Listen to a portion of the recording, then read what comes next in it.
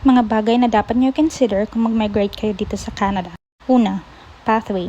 Depende pa rin ito sa inyo kung ano ang suited sa inyo, kung ano qualifications nyo, o kung ano ang mas madali para sa inyo.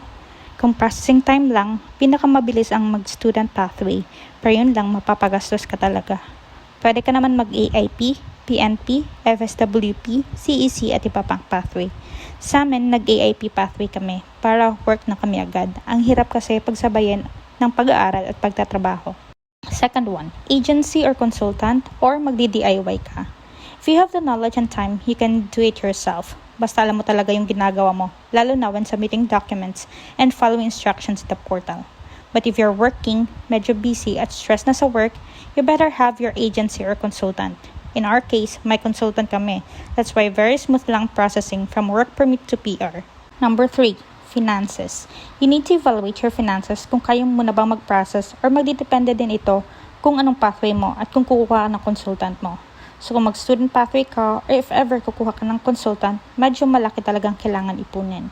Number 4, location. Kung pupunta ka dito sa Canada, you should consider kung saan province ka pupunta. Kung ayaw mo ng fast-paced living, ayaw mo ng magulo, then you can consider choosing the Atlantic provinces. Pero kung gusto nyo lagi mag-party, nightlife, then consider living in big cities. And that's it for today, guys. Thank you for watching.